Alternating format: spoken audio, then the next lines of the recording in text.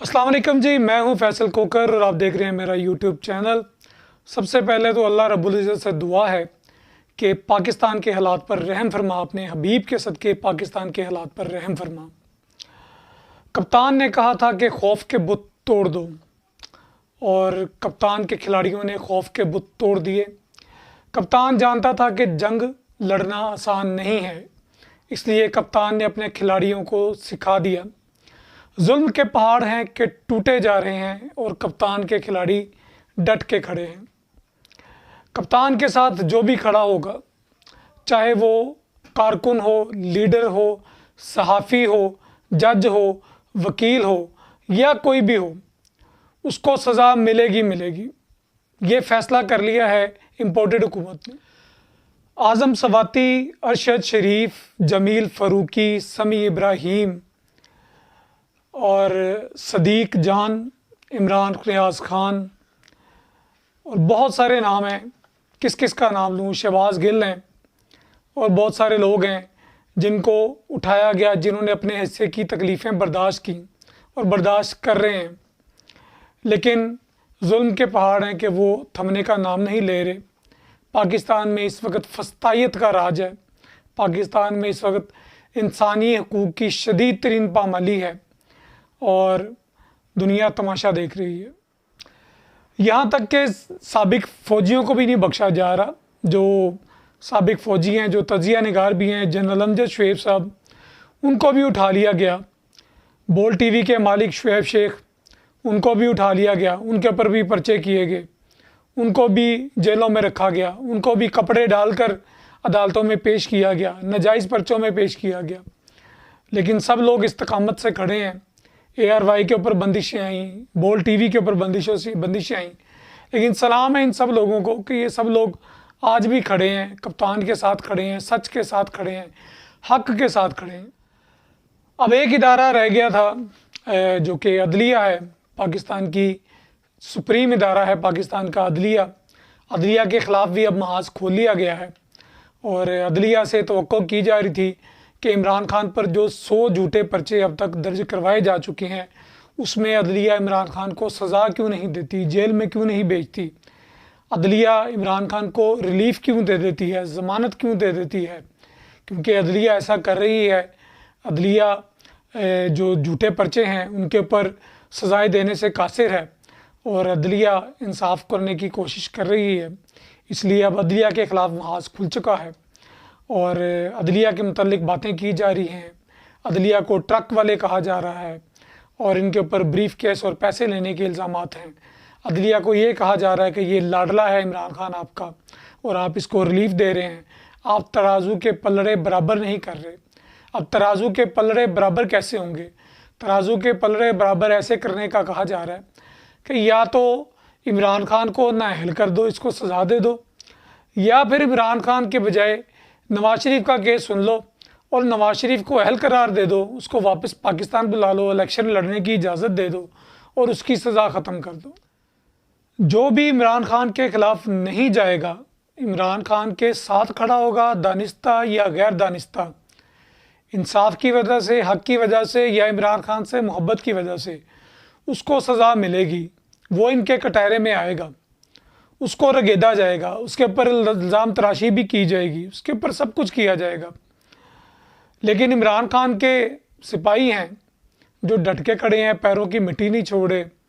और हमारी मोअज़्ज़ज़ अदलिया भी इस सूरत हाल में खराज तहसीन की मुस्तहिक है कि जो तमाम तर इल्ज़ाम तराशियों के बावजूद, यहाँ तक कि मरीम नवाज़ ने अपने जलसों में कह दिया कि हमें ईमानदार जजों की ज़रूरत है, इमरानदार जजों की ज़रूरत नहीं है, उसके बावजूद अदलिया आज भी खड़ी है और अदलिया ज़ाती इंतकाम के बजाय इंसाफ की तरफ कदम बढ़ा रही है।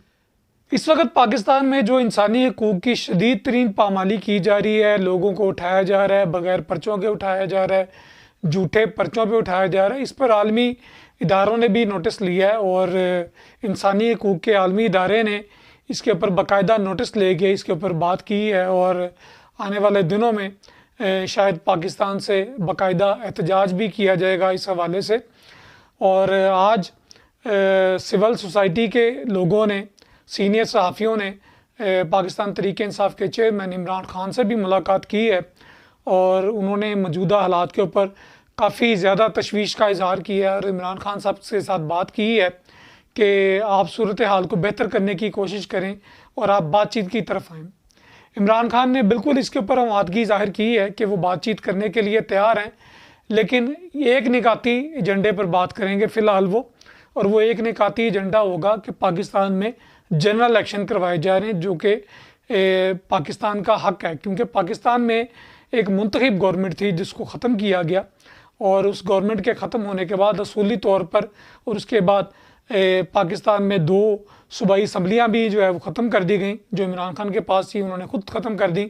तो उसके बाद होना तो यही चाहिए था कि फौरी तौर पर इलेक्शन हो जाते, लेकिन उस इलेक्शन में भी बहुत सारी रुकावटें डाली जा रही हैं। अभी तक ऐसी कोई सूरत हाल नज़र नहीं आती कि जिसमें यह नज़र आए कि पाकिस्तान में 90 रोज़ में इलेक्शन करवा दिए जाएंगे, और शायद अगर 90 रोज़ में इलेक्शन नहीं होते तो आने वाले वक्तों में कोई वक्त तो ऐसा आएगा जिसमें आइन की पामाली करने वालों को आर्टिकल 6 का सामना करना पड़ेगा।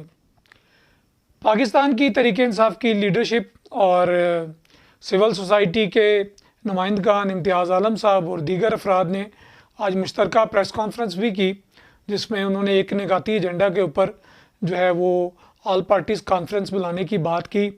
और इम्तियाज़ आलम साहब ने कहा कि वो इस सिलसिले में शहबाज शरीफ से भी मिलेंगे और बिलावल भुट्टो से भी मिलेंगे, मौलाना फजलुर रहमान से भी मिलेंगे और उनसे भी बात करेंगे कि पाकिस्तान के ऊपर रहम किया जाए और पाकिस्तान में इलेक्शन करवाए जाएँ, मिल के बैठे और मिल के बैठ के इलेक्शन के ऊपर बात करें।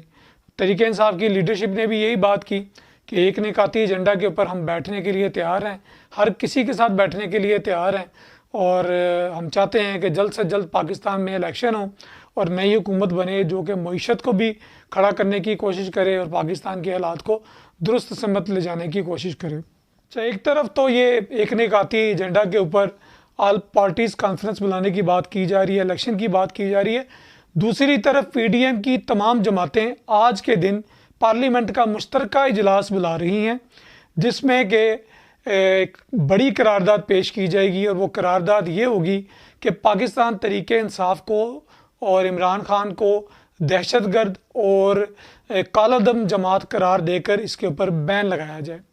इस तरह की करारदाद आज पेश की जाएगी और इसको मंजूर करवाने की पूरी कोशिश की जाएगी, जिसके पीछे नवाज शरीफ और मरीम नवाज़ की शदीद तरीन ख्वाहिश है कि इस अमल को फौरी तौर पर अंजाम पहुंचाया जाए और इमरान खान को नाअहल करार दिया जाए, इमरान खान को जेल में बंद किया जाए और तहरीक इंसाफ को कालादम जमात करार दिया जाए।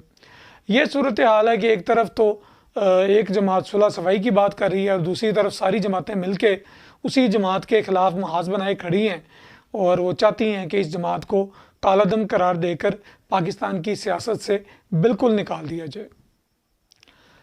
अगर पाकिस्तान की सियासी कुव्वतें, पाकिस्तान के ताकतवर हलके नहीं चाहते कि इमरान खान को नाअहल किया जाए और इमरान खान को जेल में डाला जाए और उसकी जमात को कालादम करार ना दिया जाए, तो फिर नवाज शरीफ और मरीम नवाज़ की तरफ से दूसरी जो है वो शर्त ये है कि तराजू के पलड़े बराबर कर लें और नवाज शरीफ को वापस ले आएँ, नवाज शरीफ को अहल कर दें, नवाज शरीफ को इलेक्शन लड़ने की इजाज़त दे दें और शायद नवाज शरीफ को इलेक्शन जिता भी दें और अगला वज़ीर आज़म भी बना दें।